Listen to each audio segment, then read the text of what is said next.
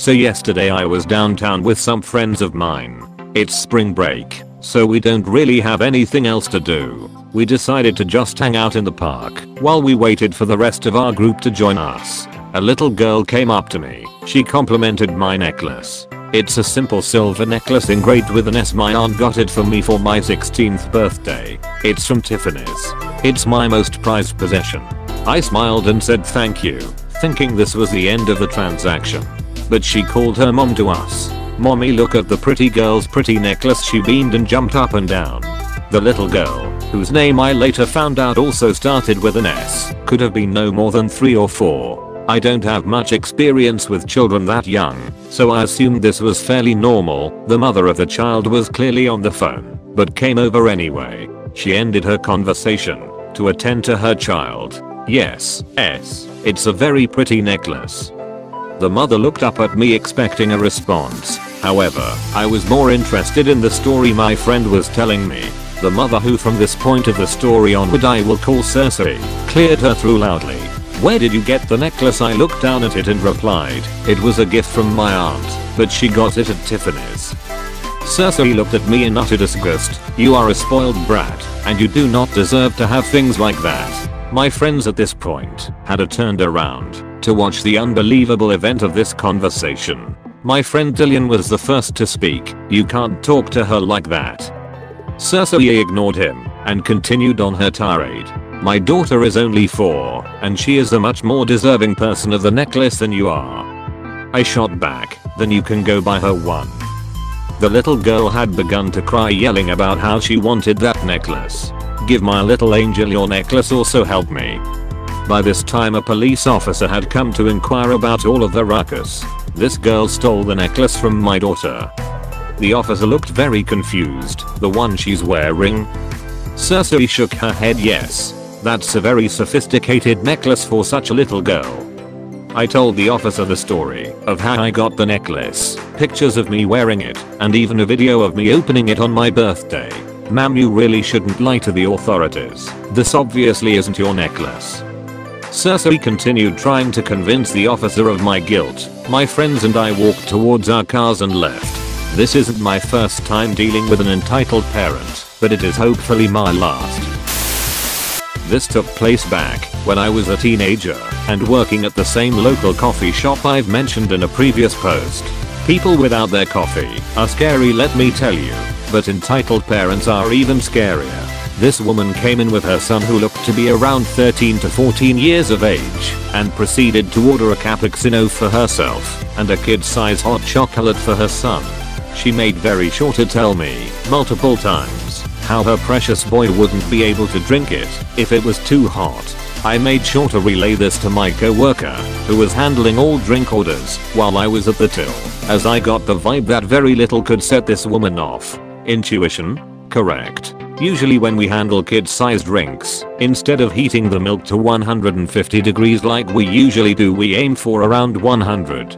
The milk keeps rising in temperature after we're done frothing it, and the less hot the drink for a kid, the better. After completing the woman's cappuccino, my co-worker allows the milk for the kid's drink to froth until 75 degrees, figuring the more lukewarm the safer she'd be. She doesn't even get a chance to ask the poor kid if he would like whipped cream before his mom snatches up both drinks and ushers him to a table. Not 5 minutes pass before she is storming up to the counter fuming, the kid looking about to cry, out of embarrassment maybe, and she whips the half-full kid's cup at us. "You made his drink so hot he burned his tongue." I specifically said not hot. This is assault. Which one of you is the fucking moron that burned my son? My co-worker steps forward and apologizes, a tad confused that she didn't remember which one of us made her drink, as I'm very Caucasian and my co-worker is black, and she watched her make the drinks. But apparently this wasn't enough, as she then turned to me. "Now you, how was my precious son supposed to know that a hot chocolate would be hot? Apologize for burning him. You knew this would happen, and you didn't care. That's grounds for assault on a minor." Couldn't help it. I started to laugh at the absurdity of the situation before quickly getting a hold of myself. This woman saw it though, and snatched up her son's hand to drag the embarrassed kid out of the cafe. She was ranting the entire way about never coming back and dumped her still full cappuccino into the trash on the way out. Still think about that kid sometimes, and if he ever realized that hot chocolates are, in fact, hot. M entitled Mom K. Kid me take a wild guess W. Worker. So this happened a while ago. I'm on mobile, so I may make a few mistakes. Also this happened a few years ago, so I may not know exact details. I went to a Baskin Robbins and decided to play a game on my gaming computer cause why not? So I see K sitting at another table staring at my computer. I quickly dismiss this and continue playing. This is when M decides to walk up to me. M. Hey, can my son play some of your games? He is bored and I want to entertain him. Me. No, I'm already playing on it. M. Oh. Surely a few games won't bother you. Besides, he is just a kid. M then proceeds to try to grab the computer from me, but I sense this and quickly grab it from her. M. Hey, my angel has been good this week and I want to reward him. Me. This is my computer I paid for and I want to get the most out of it. If you wanted your kid to be entertained, then you should have thought of that before. K. Mom, I'm really bored. M. C. You are denying my little angel of entertainment, you monster. K snatches my computer as I'm preoccupied with M. Me. Hey, give that back. M. No, this is my computer now because you denied my precious angel of what he deserves more than you do. I also expect $20 in payment for games because of what you did. Me. Yells, give me my computer back. W hears this and comes over. W. What's going on here? M. He tried to assault me and rob me of this computer. Arrest him. W. Can you guys try to open the computer? M and K both try several times, failing to get past the lock with the excuse of forgetting the passcode. I then proceed to open it first try. The M punched me and ran out of the store with the unlocked computer. The thing is, she ran to the sushi restaurant next to Baskin Robbins. I called the police, and when they came, they tried the same thing the W did, with the same results. I show them the bruise of her punching me, and they arrest her on the spot. Seeing her being driven away in the police car was one of the happiest days of my life. I also got a free ice cream from Baskin Robbins for my troubles, if that changes anything. Little backstory. I felt like I was dying on Tuesday, Wednesday and my aunt insisted on taking care of me. I'm 17, I'll fucking live, because her 7-year-old son was also off. Later found out she promised my cousin she could go on my Xbox.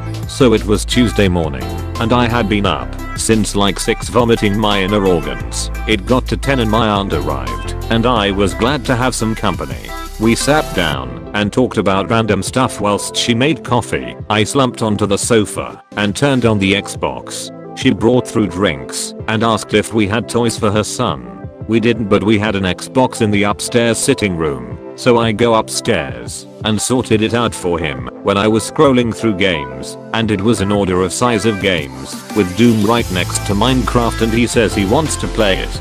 I tell him it's inappropriate, and he throws a hissy fit. Aunt comes storming and asking what I did. He says I won't let him play the game. She shouts at me telling me to let him play it, as it can't be that bad. And I simply say no. She then slams her hand on the TV stand, and it falls forward. I catch it, then go from relaxed to stern, and my exact words were, "Listen, you are in my home. You will go by my rules, or you will leave. Are we clear? If we are, he is not playing that, and you will not be damaging anything."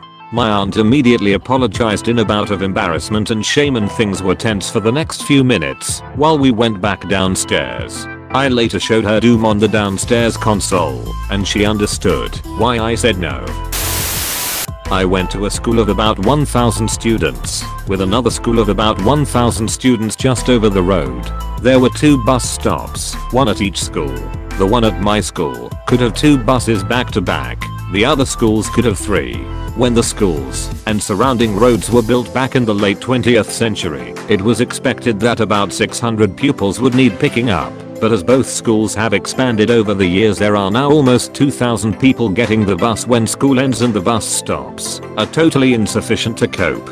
Another bus stop was built which can take a further 2 buses about a year after this incident, but it's still a shit show. To deal with this, buses often stop in the road if the bus stop is occupied, especially at the other school's bus stop where my bus was supposed to stop. Because it's a 3-lane road there it's fine, and they are only stopping for 5 minutes as the students get on. Since the bus drivers run these routes every day, they have this process down to finely orchestrated chaos, and it ran quite smoothly, so long as some twat doesn't stop in the bus lane to wait for their kid. One day as I was waiting for my bus, a blue Ford Focus pulled into the larger bus lane in front of a bus. Now, when I say that you can fit 3 buses back to back, I mean you can just fit 3 buses in, so the bus behind could no longer pull in. So it stopped in the outer lane of the road, blocking the car in. Because one of the spaces in the bus stop was effectively occupied by the hatchback, this meant that more drivers had to stop in the outer lane of the road, which meant that they would stay blocked in. Any bus that pulled away and left a space was almost instantly replaced by another bus before the car could pull away. The driver started honking their horn repeatedly, to the irritation of the bus drivers. I can't remember much of what happened, but one of the drivers forced to stop in the road got out of their bus and started having a shouting match with the parent as the kids got on the bus. When that bus driver pulled away, he was instantly replaced by the bus I was supposed to get onto, and the driver held their horn continuously. Students were just shaking their heads and laughing as they walked past this idiot who thought they could just stop in the bus lane at the time when all the buses arrive. I sit at the front of the bus, so myself and a couple of the other students were talking to the bus driver about what a knob that parent was being. There was definitely a bit of schadenfreude going on. I wish I knew how long they had to wait before they could leave. I do know that I never saw that car at the bus stop again, and I assume they were fined by the council. Did you enjoy this video? Leave a like and subscribe to Brody for more.